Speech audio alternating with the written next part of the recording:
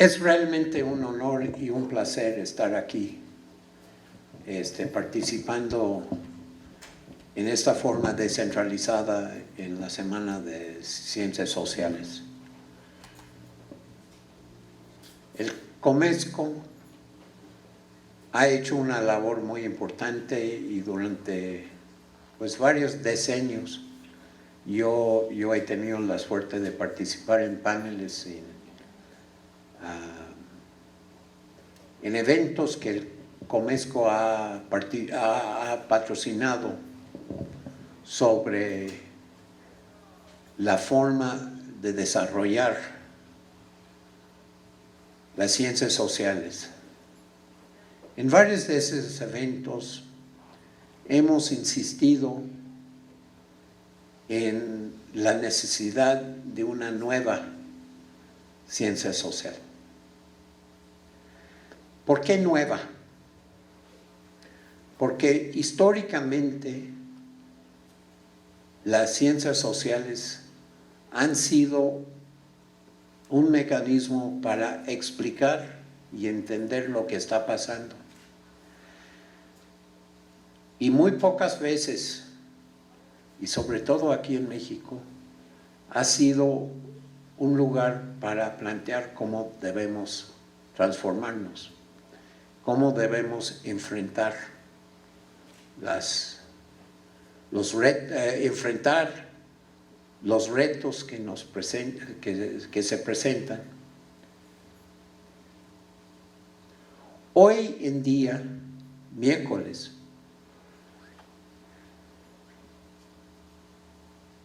es particularmente, miércoles 10, es particularmente notable porque hace 2 días se presentó el nuevo informe del Panel Intergubernamental de Cambio Climático en Corea. La península de Corea en este momento plantea un centro álgido de debate sobre la transformación de la geopolítica. Todos estamos informados de que los presidentes de los dos Coreas, las dos Coreas creados por una tragedia, una trágica guerra que supuestamente terminó en 1953. Y hoy, más de 60 años después, todavía no pueden terminar con la guerra en muchos sentidos, a pesar de la voluntad expresada deliberadamente por los coreanos, por la necesidad del imperialismo internacional. No voy a poner más adjetivos. Pero el lunes se presentó este informe, que es un informe contratado por los partidos convocantes, ratificantes de la Convención de París de 2015. Es notable ahora en esta convocatoria la decisión gringa norteamericana de retirarse de este convenio y el anuncio trágico del candidato probable a la presidencia de Brasil, que hará lo mismo.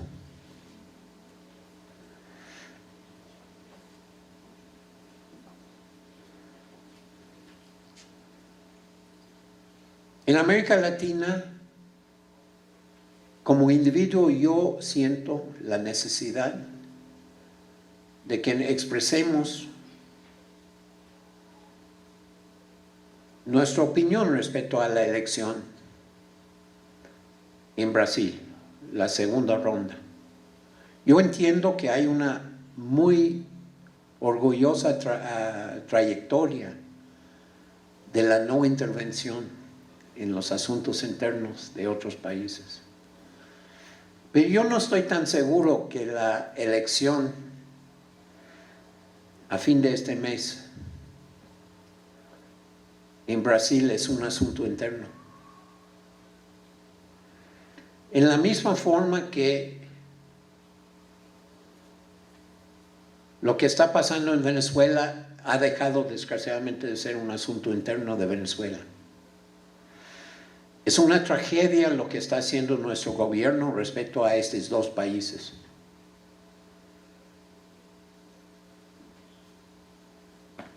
Entonces,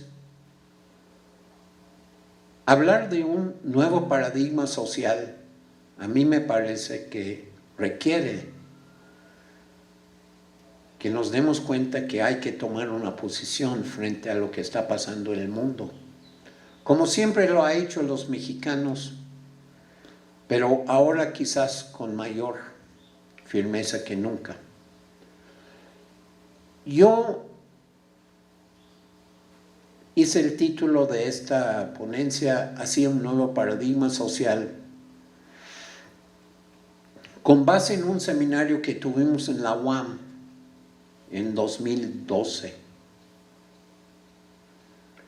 Y allá en la pantalla,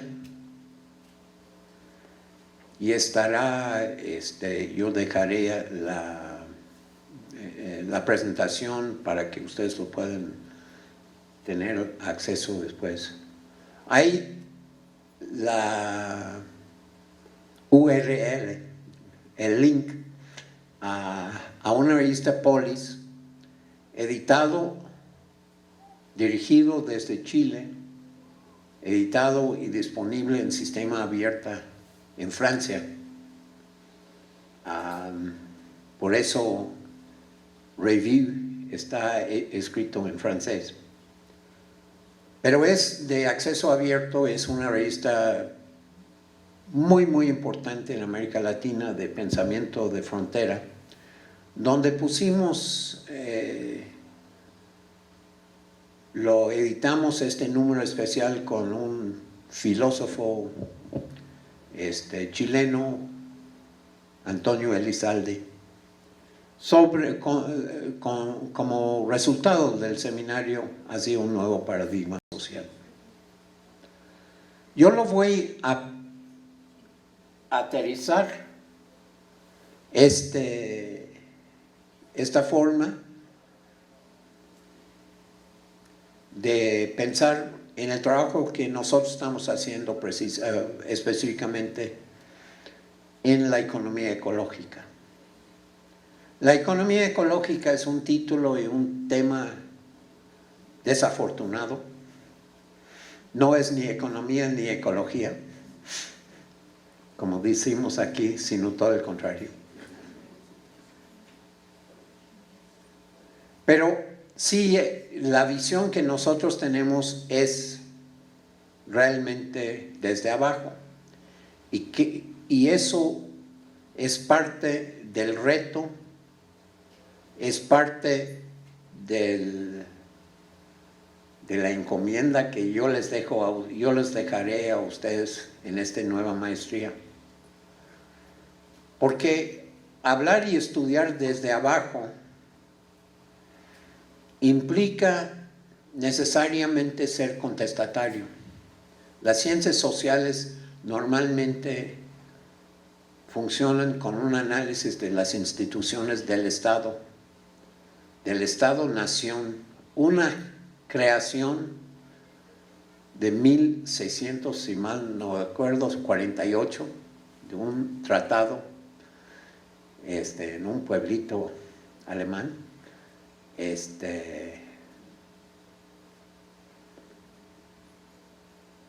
Y hemos visto que los esfuerzos recientes para trabajar y modificar la dinámica social a nivel del Estado-Nación nos están creando muchos problemas políticos, pero muchos problemas filosóficos. Porque no hay en América Latina estados-naciones que están realmente representando el carácter multinacional, plurinacional de sus pueblos. México es el estado plurinacional con mayor diversidad en el continente o en el hemisferio. Tenemos 62 idiomas vivas. Bolivia, que se declara estado plurinacional, tiene 32. Yo no voy a presumir competir con Brasil, quién sabe cuántos tengan. Ellos mismos son renuentes de enumerarlos. Pero el hecho de que hay organismos académicos que hablan de la plurinacionalidad de nuestro país y hay un gobierno que sistemáticamente niega enfrentar esta realidad, creo que es uno de los retos más grandes que tenemos en las ciencias sociales y para promover la sustentabilidad. Y es por eso que hablar de la economía ecológica desde abajo implica enfrentar, colaborar, acompañar a las distintas naciones mexicanas, incluyendo la que predomina en este auditorio. O quizás son varias que aquí están representadas también. Le agradezco mucho la generosidad en la introducción de reconocer que pues mi propia estancia, mi propia historia aquí en México me ha convertido en de ser mexicano.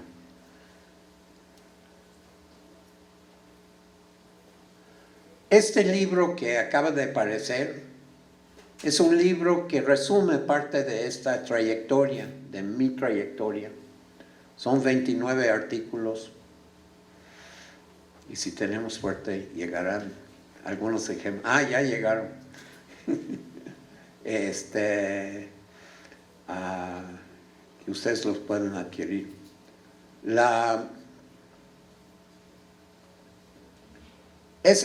Era una labor muy interesante de reunir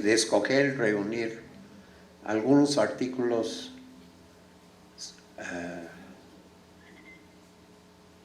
que reflejan este camino que yo he tenido aquí en México, la generosidad del pueblo mexicano,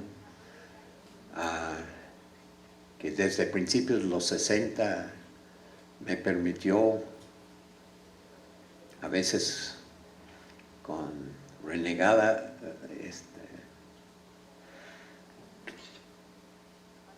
facilidades, no voy a seguirle esta línea. Pero la sociedad que heredamos, la sociedad que estamos viviendo hoy, es una sociedad que quizás hoy más que nunca, aunque estemos celebrando el cincuentenario del Tlatelolco, hoy quizás más que nunca tenemos un Estado-nación que nos está dividiendo. un Estado-nación que no quiere reconocer no solamente el carácter plurinacional, sino la extraordinaria diversidad de anhelos, de ecosistemas, de proyectos de vida, y quiere encasillarlos en un proyecto único. Un proyecto único que de hacer eso nos está dividiendo, nos está enfrentando uno al otro en una guerra que desgraciadamente a veces toma lugar en las aulas universitarias, pero otras veces en las calles, y hace que este país es uno de los más violentos y más trágicos en términos del costo humano en todo el mundo. Tenemos una fuerza de trabajo increíble, según el gobierno, donde no hay desempleo, pero sí hay pobreza. Más de 2/3 partes de la población vive en pobreza. Y el costo de esto, la pobreza alimentaria, por ejemplo, que afecta a nuestros niños, nuestros hijos, lo estamos viendo cuando llegan algunos de estos suertudos a nuestras aulas universitarias, con deficiencias de todo tipo. Pero también los procesos que nos están destruyendo la sociedad están destruyendo el planeta. Ustedes oyen día tras día que tenemos una política ambiental de avanzada. Desgraciadamente es para los informes a Naciones Unidas, no para nuestra vida cotidiana. Y esto es ahora nuestro deber. Entonces nuestro reto es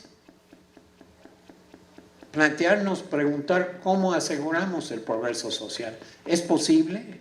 ¿A qué nivel? La lógica del sistema, la lógica misma del sistema está destruyéndonos. Yo puedo dar muchos ejemplos, pero estando aquí en Puebla no creo que es necesario ni uno solo.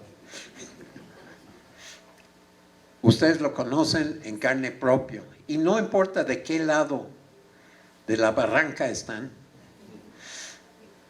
ahí está la barranca. Y esta barranca es horrible, es terrible, es profunda y se está erosionando todavía más.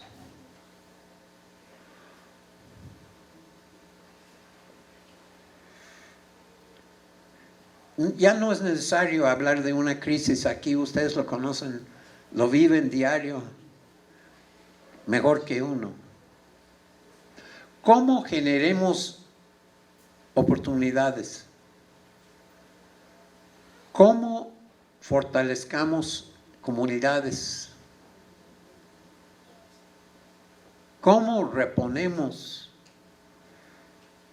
rehabilitamos los ambientes, los ecosistemas que hemos destruido, que estamos destruyendo? Esto debe ser, yo espero que sea así, en la agenda de su nueva maestría.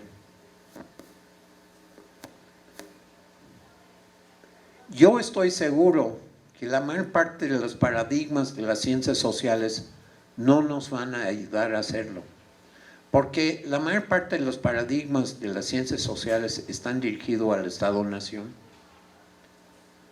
Y si queremos realmente entender el Estado-nación, tenemos que entender que el Estado-nación está en un lado de la barranca y no en los dos.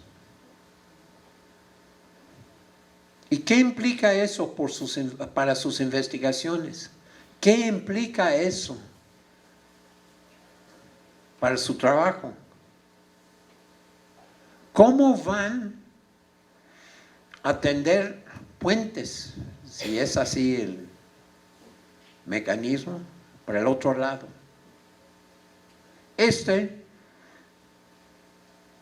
es un reto. Nosotros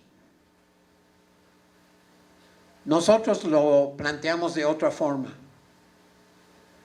En nuestro trabajo no pretendemos tender puentes. Pretendemos trabajar el otro lado de la barranca. Por eso, la pregunta que nosotros planteamos, ¿en qué escala estamos trabajando? Y nuestra respuesta es de trabajar en la escala local. ¿Cómo se define la escala local? Bueno, ahí está un problema, porque local puede decir muchas cosas para mucha gente.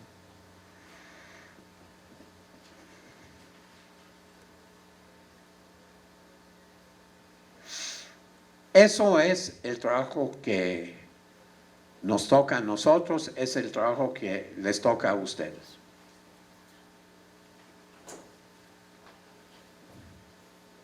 Las ciencias sociales en este momento, cuando estamos hablando de problemas ambientales, cuando estamos hablando de lo que estamos viendo, la mayor parte estamos estudiando las resistencias, los conflictos sociales. Yo la semana pasada estuve en una reunión muy nutrida, muy importante a nivel hemisférico, porque se llamaba conflictos ambientales, Congreso Latinoamericano de Conflictos Ambientales. Y la mayor parte de nosotros, cuando queremos de nuestros colegas, nuestros estudiantes,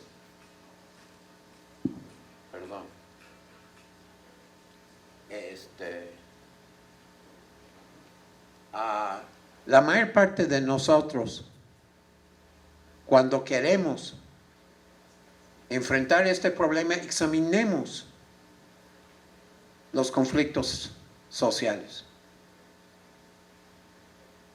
Algunos, pero generalmente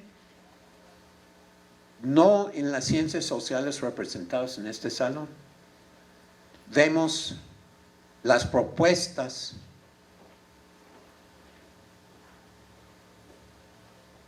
para construir otros mundos. Eso es trabajo de los antropólogos y de los que están estudiando culturas indígenas desde la literatura.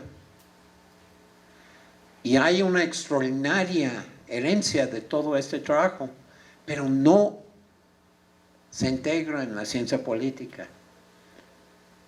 Ni hablar de la economía. La economía, la palabra indígena, a veces se escribe sin acento. No la conocen.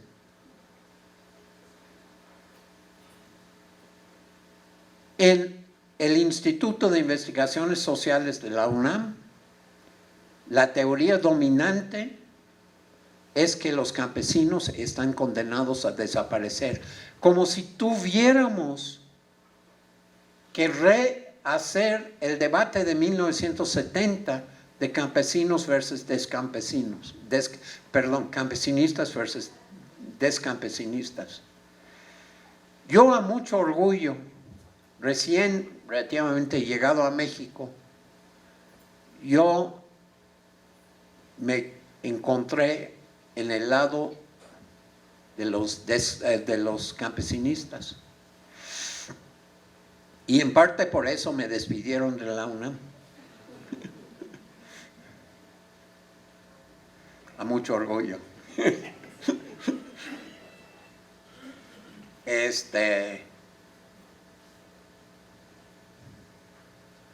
La lucha ideológica, la lucha intelectual universitaria de campesinistas versus descampesinistas todavía se está dando hoy, cuando hay más campesinos en México que quizás en la historia de México. El censo no tiene idea cómo definir un campesino. Y parte del gran problema de México es que la institución del Estado-Nación que quiere definir estos grupos sociales mayormente no considera a la mujer calificada por ser campesina, para ser campesina. Y en este momento probablemente hay, bueno, creo que sería una exageración, pero hay un crecimiento increíble del número de mujeres que están cultivando la tierra. Y es increíble que hoy en día, a pesar del gobierno, no por el gobierno, México es autosuficiente en maíz. Yo supongo que la mayor parte de ustedes nunca, no lo han considerado así. Hablo de maíz mexicano, maíz blanco, no hablo de maíz del Chicago Commodity Exchange, Mercantile Exchange, que es el maíz amarillo número 2, hecho con semillas transgénicas, genéticamente modificadas. Que importamos, sí, importamos, y ustedes, nosotros, lo estamos consumiendo en cantidades espeluznantes en su crema de cacahuate, en sus aceites disque orgánicos o bajo en colesterol, vegetales, ¿verdad? Los productos lácteos tienen estos organismos genéticamente modificados.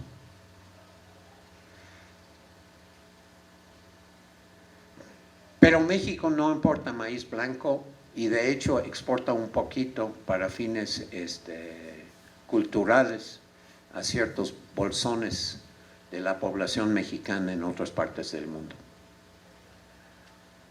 El hecho de que hoy en día hay esta autosuficiencia maicera, el hecho de que hay muchísimos campesinos, los campesinos no son trabajadores del campo 365 días al año. Nadie, nunca en la historia, los campesinos han hecho trabajo exclusivamente de producción agrícola. Siempre han sido pluriactivos. Siempre han sido extraordinariamente creativos en crear una economía diversificada y una sociedad integral. Y por eso yo insisto hoy en día que los campesinos, los indígenas, están haciendo lo que un investigador brasileño llamó, es muy interesante, estoy hablando de Walter Porto Goncalves. Walter originalmente empezó a hablar de reexistencia, pero lo cambió porque la gente lo estaban malentendiendo. Me acuerdo de Fernando Enrique Cardoso cuando escribió un artículo que es el último capítulo de su libro Confaleto, el consumo de la dependencia en Estados Unidos. Los gringos ya todos se convirtieron en dependentistas, pero de derecha, en contra de la visión latinoamericana. Bueno, y después Cardoso mismo se convirtió. Pero es otro cuento. Walter cambió su forma de expresar eso en de reexistencia, para obligarnos a detenernos y pensar, no solamente en reexistencia, sino qué quiere decir la re. ¿Qué quiere decir en términos de plantear una alternativa, una forma nueva de existir. Y Walter ha colaborado con mucha gente en escribir eso. Me llama la atención que una de las versiones de este artículo es un artículo escrito, publicado en Brasil, en inglés, con Enrique Leff. Me llama mucho la atención que hayan decidido publicarlo así. Pero Walter ha colaborado con mucha otra gente en esto, Arturo Escobar en sociología, estaba trabajando con Aníbal Quijano, que desgraciadamente murió antes que se pudo publicarlo. En fin, pero el punto de nuestro trabajo y la idea de un nuevo paradigma que yo estoy ofreciendo, incitándoles a desarrollar aquí hoy, es que nosotros entendemos cuáles son los proyectos de vida de los campesinos, de las naciones. ¿Cuáles son los proyectos de vida? Porque yo quiero sugerir que sus proyectos de vida ofrecen el camino para nuestra salvación, como planeta, como sociedad. Y los proyectos de vida del otro lado de la barranca nos ofrecen la muerte.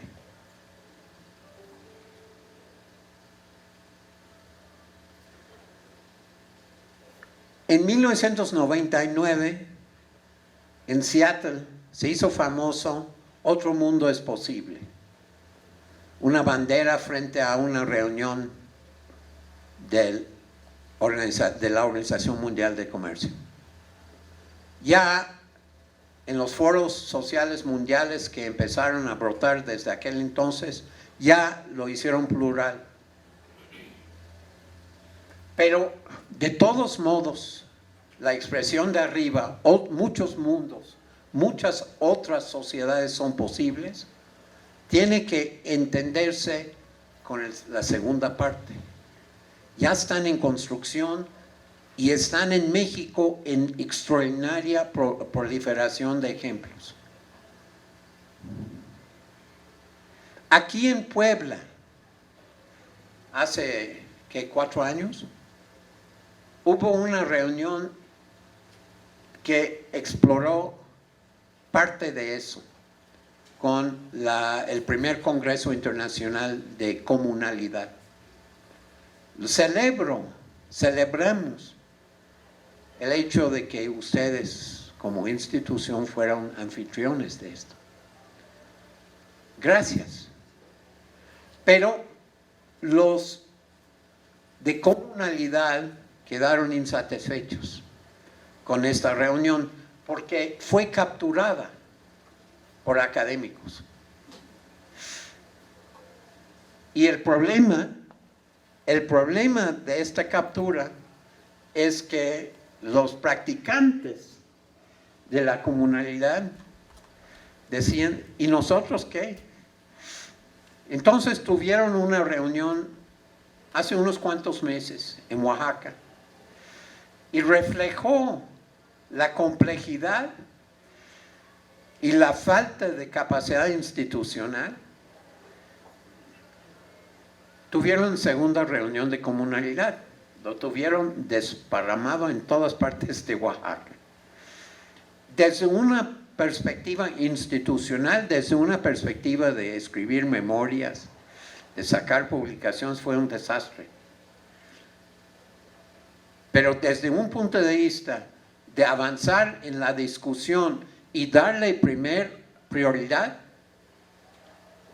a los reales constructores de la comunalidad, fue muy interesante. Y sobre todo,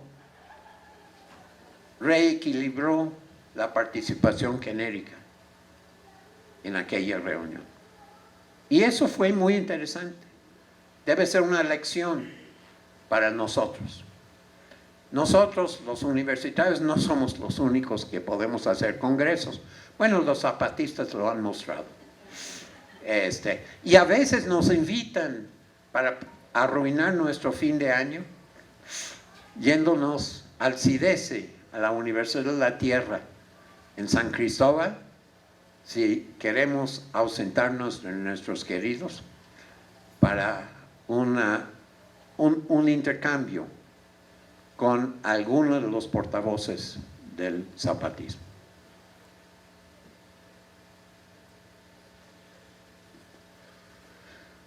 El gran reto, la gran dificultad para nosotros es, ¿qué es eso? ¿Cuántos de ustedes en sus investigaciones han usado la palabra cosmología? ¿Cuántos saben qué es? Yo en la UAM, yo doy clases. Una de mis clases favoritas de dar en la UAM es la clase de primera entrada. A veces es una tortura, tanto para mí como para los estudiantes, porque la carga docente son 15 horas clase por semana. Y los estudiantes se sienten que es una tortura porque tienen que postergar un trimestre, entrar en sus estudios disciplinarios. El módulo de la UAM Xochimilco se llama Conocimiento y Sociedad. Y es un problema. Es un gran problema. Tenemos 40 años tratando de entender cuál es el currículum que se debe dar. Hay 72 maestros que lo dan y quizás un 10% saben de qué se trata. Otros inventan algunos otros inventan su propia idea de interdisciplina, de metodologías, objetos de transformación, eje social. Híjole. La UAM Xochimilco se creó con el propósito, algunos de ustedes sabrán, como respuesta a 68. La UAM se creó como una respuesta a Tlatelolco. Y la UAM Xochimilco con un compromiso de transformación social. Pero ¿cómo lo hacemos con profesores que fueron educados en los paradigmas dominantes? Y peor todavía, hoy en día, un 30% de nuestros cursos dados por adjuntos, profesores de tiempo parcial, que, como ustedes saben muy bien, pagamos de miseria.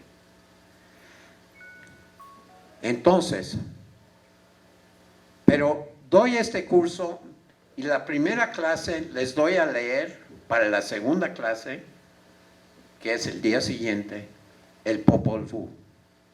Pero todo, que lo echan todo.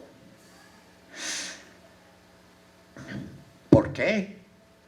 Me dicen, pues no podemos leer 65 páginas en un día. Y menos si tenemos que viajar 2 horas y media en camión. ¿Y dónde vamos a conseguir el libro? A mí me dio gusto que 98% de mis estudiantes en septiembre de este año llegaron el segundo día habiendo leído el libro. Uno solo, de diseño gráfico, dijo, no lo pude encontrar. Algunos de ustedes se acordarán que en sus juventudes fue obligatorio en fines de primaria o comienzos de secundaria.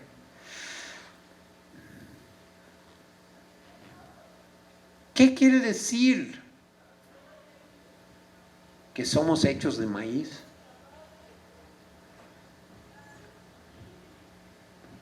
Es una discusión muy interesante si estás hablando con niños de 18 años. Y les digo, bueno, ¿qué diferencia es que somos hechos de maíz que tú vienes de la costilla? de otro ser humano. La diferencia es de día y noche.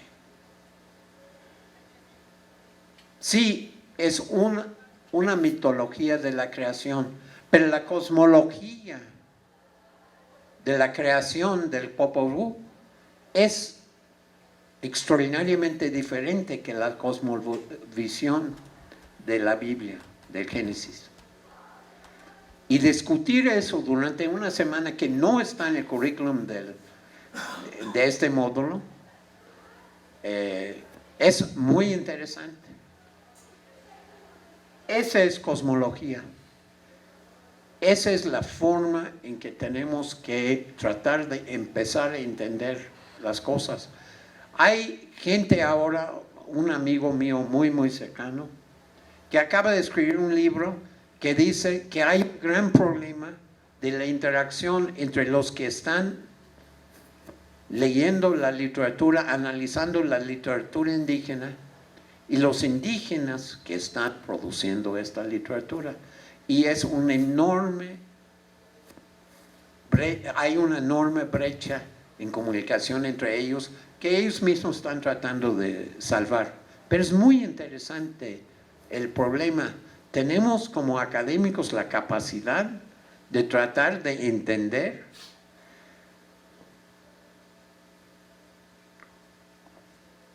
esta brecha, o entender que estamos de un lado de la brecha. Es extraordinariamente interesante para los que están interesados en metodología. Hay un libro que se llama Decolonizing Methodologies, de una mujer cuyo nombre muy improbable es Linda Smith. Ella es cura, es priestess. ¿Cómo se traduciría priestess? Sacerdotisa maorí. Escribió la primera edición de este libro en 1999, se publicó en 1999 por Zed.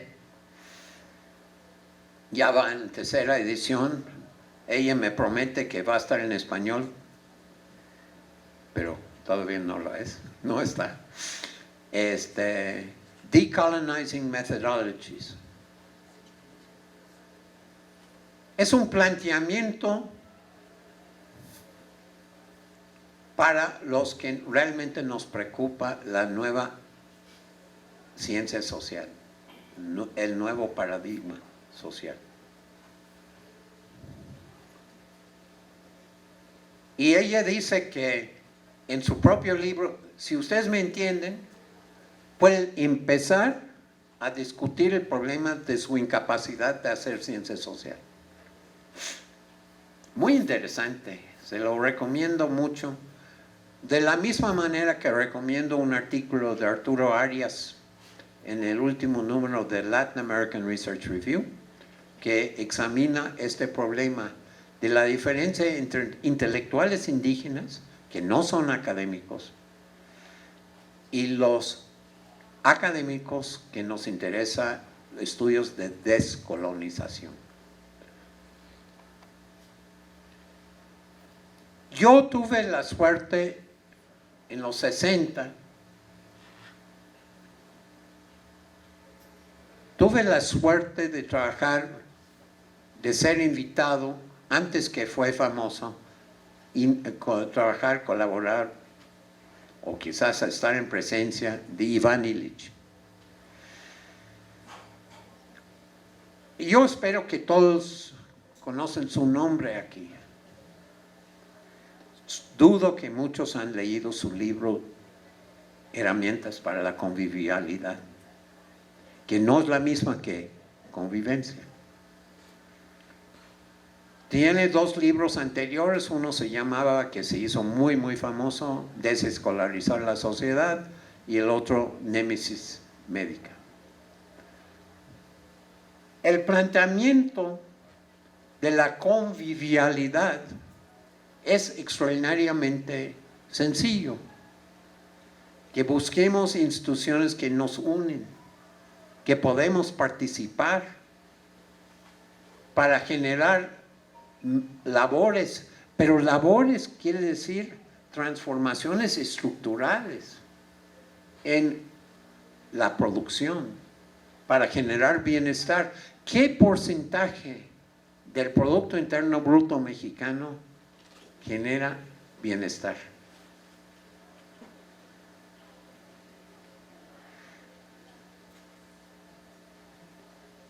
¿Cómo estamos? Y está mal escrito aquí. Integrar sociedad y ecosistema debe ser integrar sociedades con ecosistema. ¿Cómo aseguramos bienestar y participación? Y participación implica trascender los problemas genéricos también.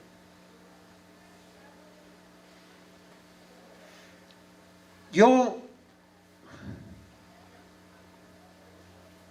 encuentro muy interesante estudiar algo de cómo la naturaleza hace eso y cómo la humanidad logra romperla. ¿No hay algún biólogo aquí?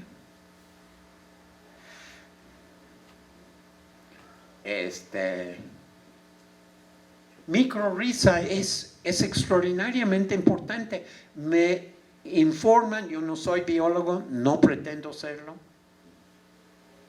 que 90% de las plantas en el mundo echan micorrizas.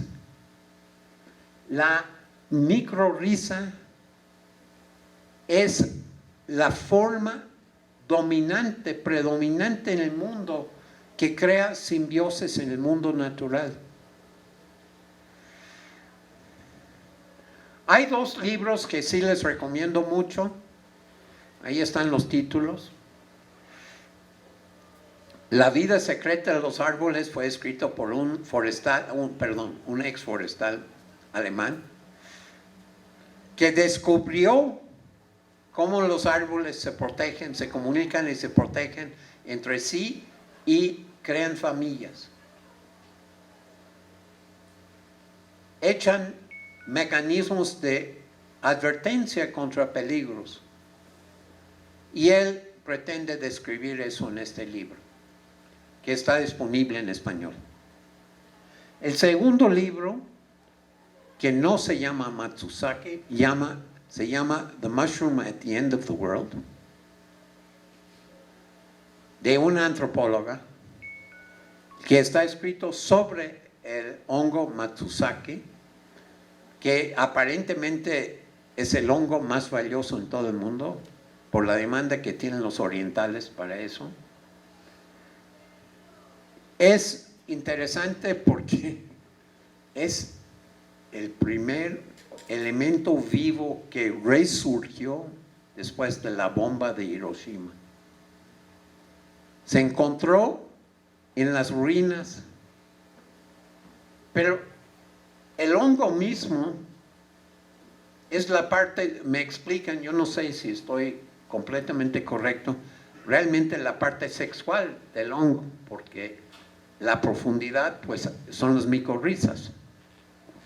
Es interesante su libro porque cuenta, este hongo solamente prospera en ambientes desolados, destruidos, en ciertos tipos de bosques. Y quién sabe por qué en Hiroshima en 1945. Bueno, algunos saben, yo no lo voy a entrar en eso. Pero lo realmente importante de esto es que los micorrizas, no micro, nos enseñan algo y nos ofrecen un símil, una metáfora para examinar lo que es muy interesante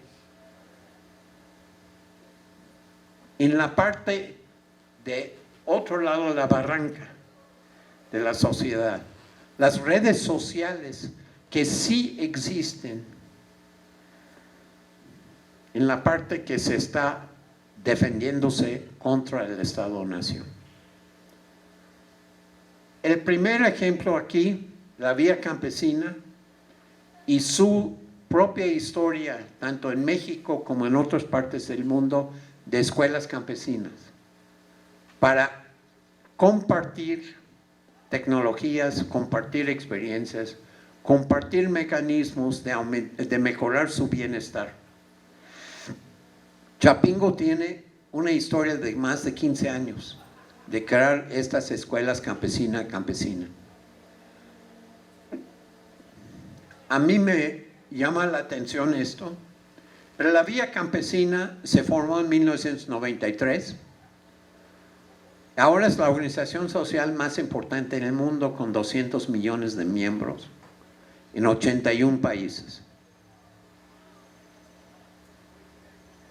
Y trágicamente no hay una participación importante de México en la Vía Campesina, porque las organizaciones mexicanas fueron expulsadas.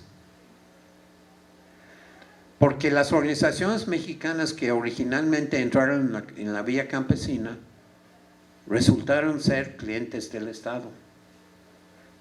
Y se pelearon entre sí como buen mexicano. Y no porque cada uno quería su tajada más grande del pastel. Y tenían cada uno de ellos sus patrocinadores dentro del Estado. Ya puedo darles los nombres, sabemos muy bien sus historias trágicas, pero no viene al caso. Lo que viene al caso es que la población rural en este momento está buscando recomponerse para volver a solicitar entrar en la Vía Campesina. Y es muy interesante, muy alentador este proceso de organización de las organizaciones y su capacidad, su nueva capacidad de hablar entre sí y no pelearse por poder participar en la Vía Campesina. La soberanía alimentaria es muy interesante. México era promotor importantísimo de la soberanía alimentaria en los años 70. Y yo era invitado en aquel entonces a participar en la delegación mexicana a la FAO para promover la soberanía alimentaria, y de repente, en los 80, fui invitado a salir de la delegación por el hijo de un expresidente del país, que era jefe de la delegación, que me dijo que nosotros hemos cambiado la soberanía alimentaria a la seguridad alimentaria. ¿Por qué? Porque la seguridad alimentaria implica nuestra inserción en el mercado mundial. Y vamos a asegurar la necesidad de alimentos a través del comercio mundial. Todavía no aparecían los organismos genéticamente modificados, pero ya era muy claro que México, para el gobierno, no tenía vocación maicera ni alimentaria. No voy a entrar más en historia de esto, pero la soberanía alimentaria es un mecanismo que requiere cooperación entre productores y requiere la creación de mercados regionales locales para intercambiar, porque no hay comunidades que son completamente autosuficientes. Entonces se tienen que intercambiar en mercados y tienen, si van a funcionar bien, tienen que evitar el sistema de precios mundiales, la estructura de precios, porque pues son precios de muerte. Hay en México experiencias muy bonitas de estas redes, y yo creo que este debe ser un tema muy central en su nueva maestría. Su proyecto de maestría de Ciencias Sociales, Desarrollo Sustentable, podría anclarse en entender las lógicas de las comunidades locales, entender sus fuerzas y sus debilidades, los pleitos, todas las dificultades, claro que hay. Estoy abusando del tiempo, ¿verdad? Todos ustedes, supongo, estando en Puebla, conocen el encíclico papal de Laudato Si. Él lo reafirmó un año después con una declaración, cuidado de la creación. Y ustedes también sabrán que por y por otras posiciones que ha tomado, está bajo un ataque frontal dentro de la iglesia. Gran parte de la iglesia OCDE, de los países desarrollados, no está de acuerdo con sus posiciones. Y aquí en México la iglesia tampoco estaba muy agradecido con sus posiciones como latinoamericano.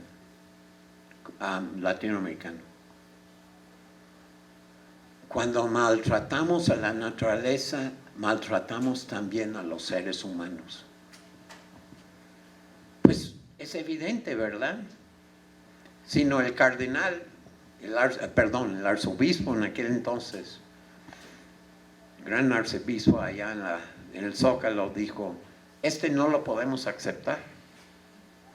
Ahora es cardenal, la quitaron de la jefatura de la iglesia mexicana.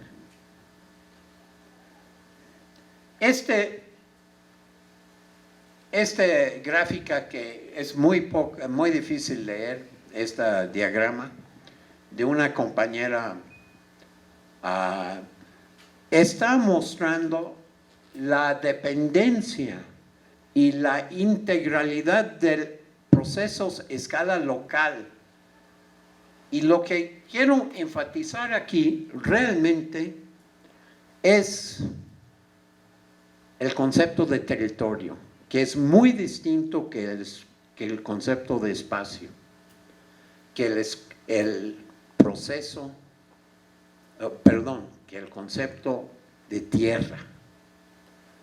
Y en también quiero celebrar la UAP, porque la UAP, en una de sus dependencias, ya no voy a meterme en los detalles, hizo uno de los ejemplos, o colaboró en uno de los ejemplos de ordenación territorial más importantes en la historia reciente del país, porque logró ayudar a los pueblos de la cooperativa Tosepan a crear un mecanismo de ordenamiento territorial que en su infinita ignorancia el Congreso del Estado aprobó.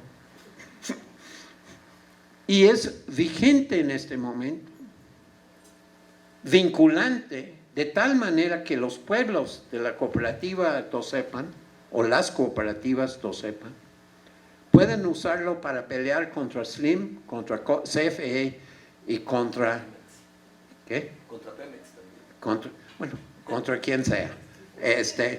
Pero lo interesante de esto es que no solamente lo usan como es un arma legal, jurídico, pero también es un arma de cohesión social.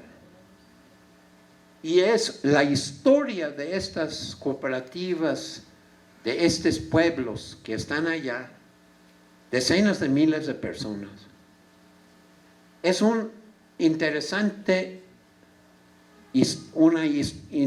historia también de la capacidad de vencer las divisiones entre mujeres y hombres. Se provocaron, como varios de ustedes saben, la separación de las mujeres de los hombres en las cooperativas, y ahora recientemente el reacercamiento de eso. muy interesante, muy, muy importante.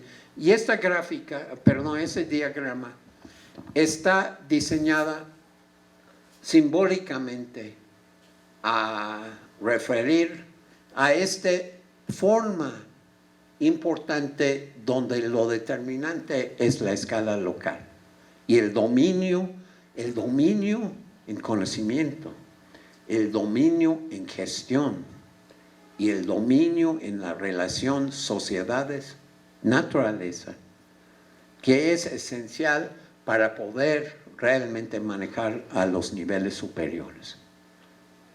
A mí me parece extraordinariamente interesante y bonito como un mecanismo didáctico, simplemente de enfatizar este punto.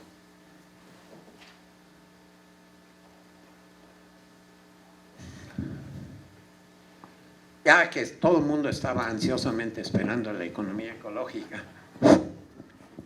Lo realmente interesante es que la base de la economía ecológica tiene sus orígenes en el siglo XIX,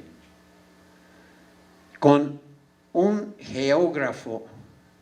químico, alemán, que descubrió que las ciudades estaban destruyendo el campo. Bueno, si yo lo digo hoy, descubrió el hilo negro, ¿verdad? Es evidente. Pero lo que él descubrió es que históricamente las ciudades adquirieron sus comidas en el campo y devolvieron como llaman los chinos, el suelo nocturno al campo como fertilizante, en las mismas carretas. Pero con el aumento del tamaño de las ciudades, lo construyeron alcantarillados, distintos sistemas de desecho, de deshacer de sus desechos orgánicos, dicen, y se fueron a contaminar los ríos. Y von Liebig habló de eso como el proceso destructivo del metabolismo social que históricamente era tan importante. Ahora, este metabolismo social se ha incorporado a la economía ecológica y Nicolás Georgescu-Roegen escribió un libro que es muy poco apreciado en su campo original de él, que era economía, después de ser matemático y después estadístico, y casi nadie en economía lee este trabajo hoy en día. Pero él mostró cómo la segunda ley de la termodinámica, que es la destrucción de la energía, el consumo de la energía, no hace que la energía desaparece, sino se degrada. Se crea un proceso entrópico de mayor desorden. Y esto es lo que era su aportación. Se publicó al mismo tiempo de un libro extraordinariamente importante, muy controvertido en su momento, que se llama Los límites del crecimiento, publicado por el Club de Roma, 1972. En las introducciones hoy en este seminario mencionaron la reunión de 1972 en Estocolmo.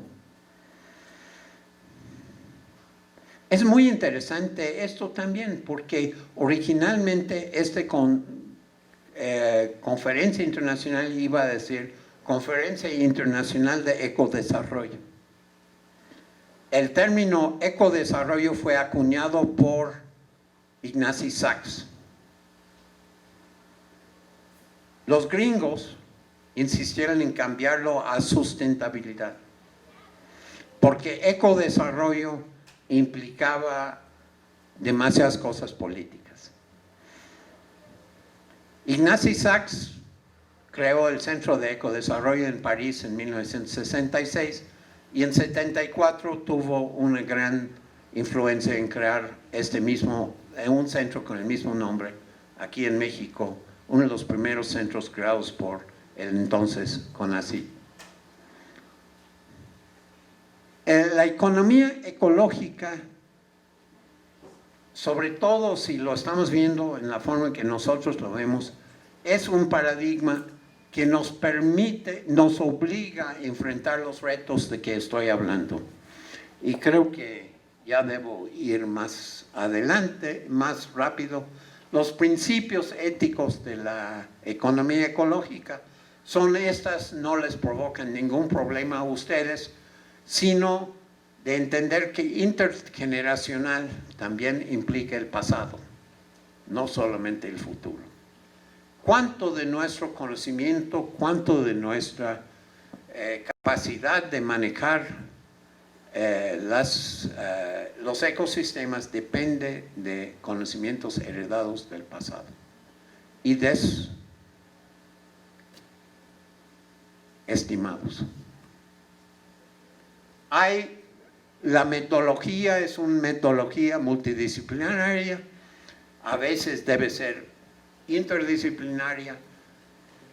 Uno de los problemas que nosotros tenemos es que no somos marxistas, tampoco neoliberales, neoclásicos. Entonces ya tenemos un amplio rechazo por todos los economistas. Y el propio campo de la economía ecológica es un campo de batalla. Es un campo de batalla que se ve reflejado en la revista que se llama Economía Ecológica. Pero la revista latinoamericana, que se llama Revista Iberoamericana de Economía Ecológica, va hacia un lado mucho más sensible, por no usar otra palabra.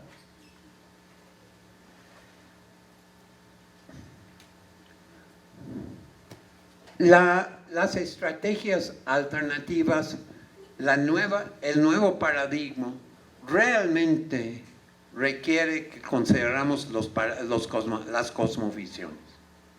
Y en esto insisto, realmente insisto, en que esto implica para la mayor parte de nosotros una nueva educación, una nueva capacitación. Y yo les sugiero, les invito aquí en la nueva maestría, de tener talleres de lo que llamamos en la UAM Xochimilco, talleres de internalización, que son talleres de actualización docente, para que discutamos la relación de concepto como cosmovisión y la relevancia y la dificultad de usar el concepto de cosmovisión en la docencia para avanzar hacia lo que es el apellido de su nueva maestría, desarrollo sustentable. Porque necesariamente es contestatario. No estamos muy acostumbrados en las ciencias sociales mexicanas a insistir. No estamos acostumbrados a insistir que las ciencias sociales tienen una contestación paradigmática y debe ser parte de nuestra docencia, nuestra formación. Pero para hacer eso, yo considero que necesitamos, muchos de los profesionistas que estamos en estos talleres de internalización. Y eso es una dificultad porque implica también cuestionar a algunos de los egos participantes.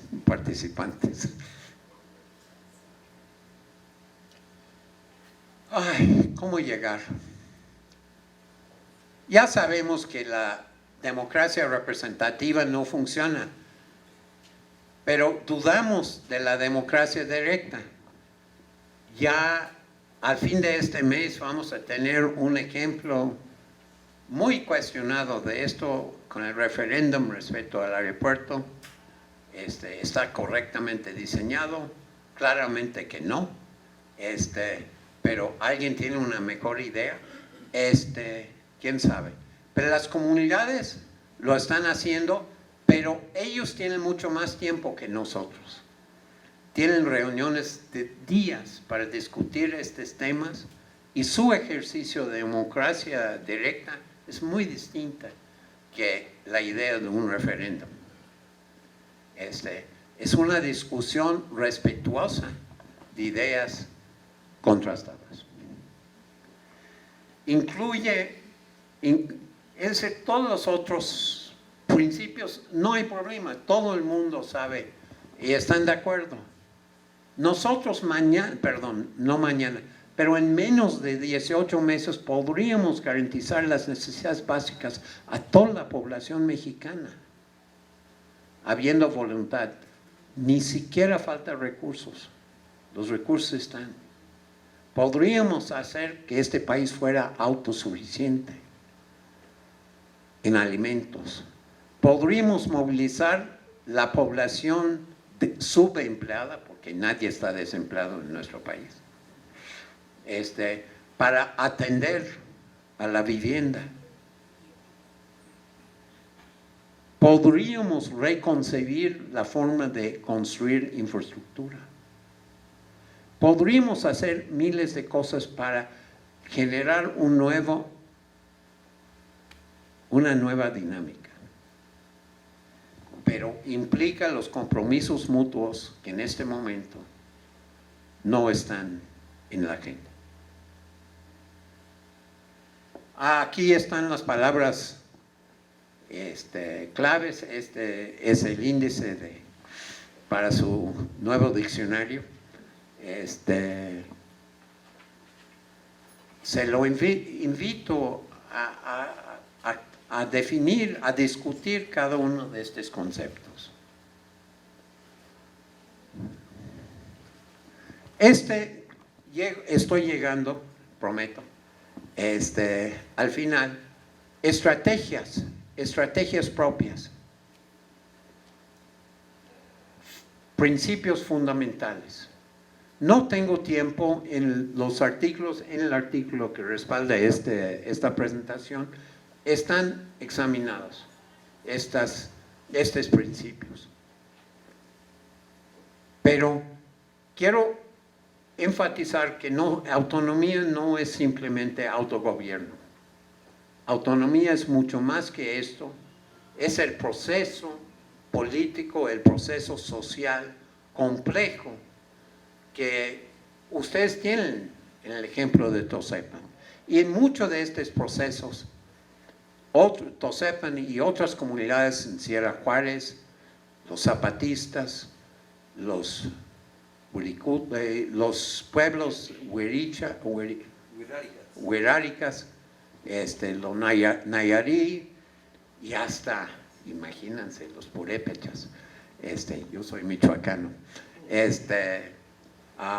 Tienen como parte de su discusión interna. No lo han resuelto, pero es parte de su discusión interna. Este es el foro, la tapa de una revista que se llama América Latina en Movimiento, donde había un compendio de pequeños escritos sobre el buen vivir. América Latina en Movimiento número 452, que discute la complejidad del concepto de buen vivir. Y allá, otra vez, hay un problema de que buen vivir fue apropiado por el Estado-Nación en Bolivia, en Ecuador están en sus constituciones, pero es muy diferente aterrizarlo en las comunidades. Pero ha provocado una extraordinaria discusión muy, muy rica. A principios del mes pasado había este Congreso Internacional de Crecimiento. Yo en lo personal no soy muy partidario del término. Mi intervención allá, yo hablé de austeridad convivial. como una forma mucho más aproximado a lo que yo considero que es la propuesta de los pueblos latinoamericanos.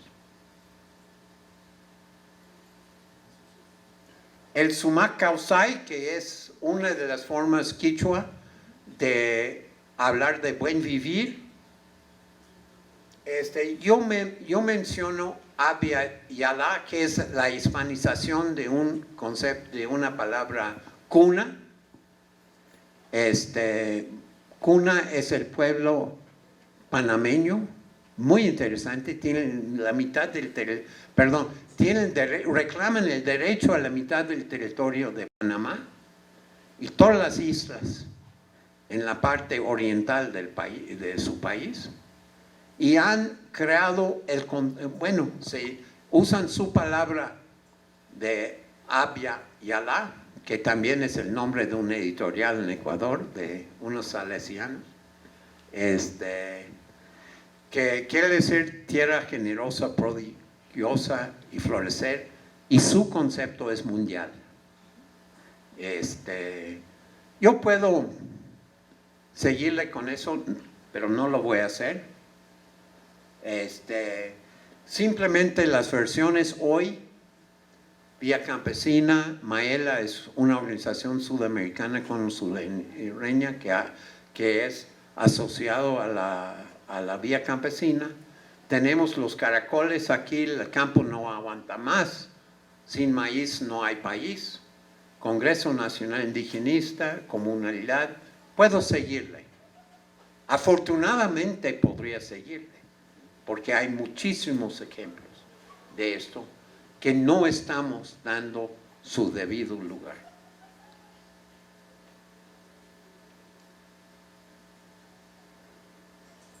No necesito decir más, ¿verdad? Los campesinos frente a la política neoliberal, y no va a terminar el 1 de diciembre. Allá tenemos como secretario de Agricultura un ex consultor de Monsanto y como subsecretario un promotor de la Vía Campesina. Estamos construyendo conflictos, están construyendo diálogos. Yo espero que sea diálogos y no conflictos, pero tengo mis dudas. Bueno, los próximos pocas transferencias, yo supongo que la mayor parte de ustedes ya saben de esto, ¿no? Ya saben del proyecto Agua para Siempre, el millón de hectáreas, la millón de hectáreas que han recuperado en una forma extraordinaria, transformando un páramo en mecanismos muy diversificados para almacenar, crear acuíferos, minimizar erosión y crear nuevas formas de producción alimentaria. Y, por supuesto, transformar el medio ambiente. Y en el proceso crearon 20 o 30 mil hectáreas de producto de un amaranto que no es el amaranto que producen en Xochimilco, es un amaranto propio que traza sus rasgos a miles de años atrás. Y es muy interesante que el grupo patrocinó la investigación agronómica, genética, para hacer eso con sus semillas.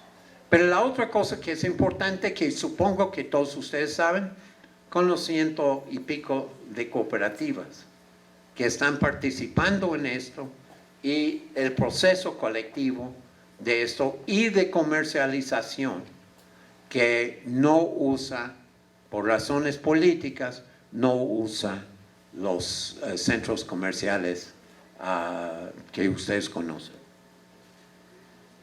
Esta foto me da una oportunidad de hablar de comunidades en la Sierra Sur, la Sierra Madre del Sur, donde un grupo de 45,000 campesinos reforestaron 8 millones de hectáreas para ayudar a rescatar los acuíferos de Huatulco. Lo participamos en esto con mucho orgullo, una mujer en el Instituto Tecnológico de Puebla, hizo su tesis sobre esto, y si les interesa, a ella les encanta hablar de esta experiencia. Desgraciadamente fue cortada la experiencia por CONAFOR, porque en el proceso estos campesinos se movilizaron, se responsabilizaron políticamente para el PRD en un mundo priista. Este es un proyecto que varios de ustedes ya conocen, es una de mis tarjetas de presentación, la producción de carne de puerco light,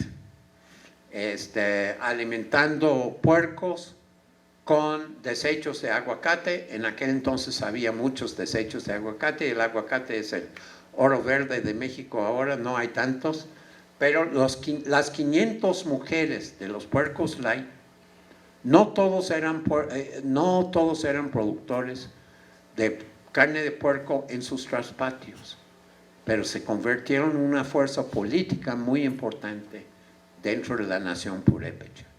Muy interesante proceso que está descrito en uno de los capítulos del libro. Hicimos otro proyecto tratando de usar verdolaga. Verdolaga es la planta terrestre con mayor concentración de omega 3 en el mundo. No es mucho, pero algo, y ayudó y contribuyó a transformar la yema del huevo para las gallinas que estaban comiendo esta dieta, de bajar el colesterol en la yema, convirtiendo el huevo en algo que tiene extraordinaria demanda entre pueblos en la región donde se producen estos huevos. Ustedes seguramente en los supermercados han visto huevos comerciales diciendo omega 3, pero estos están producidos con algas marinas importadas de Japón. Estos son producidos con verdolagas mexicanas desecadas por las propias campesinas. Muy distinto la implicación social y política. En casi todos nuestros proyectos tratamos de acompañar el proyecto con el manejo de agua. Esa es una planta de tratamiento de aguas residuales, y todas estas aguas, esta planta está construida por la propia comunidad. Los tubos negros están producidos en una planta de reciclado de plásticos que las propias comunidades recolectan en sus ambientes, y son hospederos de bacteria anaeróbica que filtran el agua y se usa para jardines comunitarios. Toda la planta misma es de autoconstrucción. La morrera, no voy a entrar en todos los detalles, pero la morrera es un árbol que el padre Hidalgo, antes que era famoso, distribuyó semillas en todo el bajío del país, millones de esas semillas. No entiendo nada, no sé nada de por qué. Pero el resultado es que a fines del siglo XIX, en Uruapan, Michoacán, había la fábrica más importante de producción de seda, porque la morera produce hojas que el gusano de la seda come y produce sus capullos. No voy a entrar en todos los detalles. Y la fábrica de San Pedro en Uruapan, Michoacán, era la más grande en el hemisferio para producir seda. Y el presidente Lázaro Cárdenas puso la banda presidencial hecho de seda michoacana en 1934. Finalmente, un proyecto del futuro, es el proyecto en que estamos involucrados en este momento. Resulta que el algodón fue el tributo más importante que había en México de los pueblos en tiempos precoloniales, preconquista, que pagaban los pueblos como tributo al centro del país. Y una vez llegando los conquistadores, el algodón fue exigido como tributo para enviar a Europa. El algodón mexicano es el origen de casi todo el algodón del mundo. El algodón naturalmente no es blanco.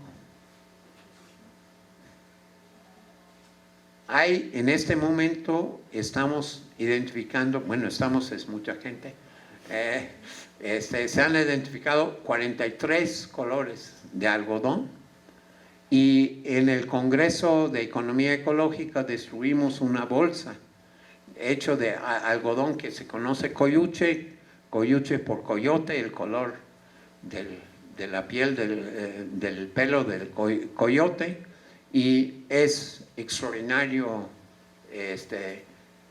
Nosotros tenemos la idea de impulsar la producción de estos algodones de colores y diferenciarlos en el mercado y promover su producción en las comunidades campesinas, a diferencia de los algodones omega que dominan el mercado de artesanías en este momento. Lo realmente interesante de eso es que los colores de algodón dependen de con qué está intercalado el algodón para la siembra. El algodón coyuche, estos algodones, no se siembra como monocultivo. Promueve la diversificación, la biodiversidad, y es un proceso muy interesante, tanto natural como social. Muchas gracias.